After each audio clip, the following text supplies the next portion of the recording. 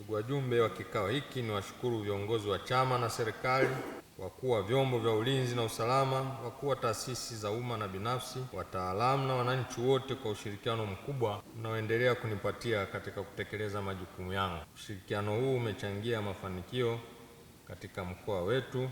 Hadi sasa vijiji vyetu vyote 551 vya mkoa vimefikiwa na huduma ya umeme kwa 100%, na vitongoji 2838 kati ya vitongoji 3693 vimeunganishwa umeme, ambayo ni sawa na 76%.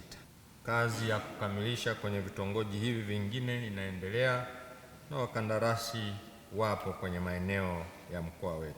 Lakini vile vile kumeongezeka kwa idadi ya shule za sekondari 251, za msingi 866 kwa mwaka huu uliopita wa 2025. Lakini pia upatikanaji wa maji vijijini umeongezeka hadi kufikia 77% kutoka 75%, lakini na mjini tumeshafikia 96%. Tunazo ajira mpya za watumishi katika kada mbalimbali zinazofikia 906, tukiwa na watumishi wa sekta ya afya 463, watumishi wa sekta ya elimu 370, lakini kuna kada nyingine watumishi 72, na hii ni ndani ya siku 100 tu za uongozi wa Mheshimiwa Dr. Samia Suluhu Hassan. Lakini pia kuna ongezeko kubwa la uzalishaji wa mazao hadi kufikia tani milioni 2 kwa msimu wa 24 na 25. Lakini pia matumizi ya mbolea ya ruzuku yameongezeka hadi kufikia tani 150,000. Lakini pia kuimarika kwa matumizi ya nishati safi za kupikia.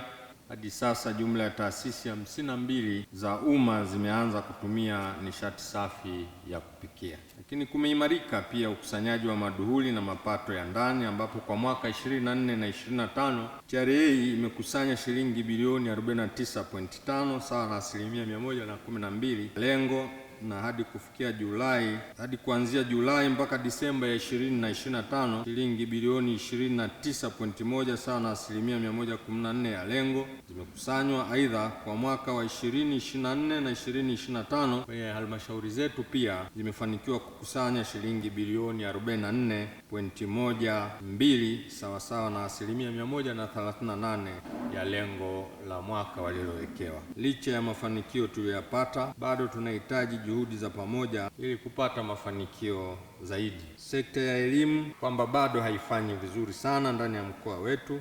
Tunahitaji kuunganisha juhudi na nguvu zetu kwa pamoja ili sekta hii ambayo ndio kiini cha ukuaji wa mambo mengi tunayoyafikiria ili iweze kufanya vizuri zaidi. Lakini katika sekta ya afya pia tunazo changamoto. Kwa mfano, mkoa wetu unakabiliwa na udumavu mkubwa wa watoto chini ya umri wa miaka 5 ambayo inafikia 35.6, ambayo ni kubwa ikilinganishwa na wastani wa kitaifa wa 30%.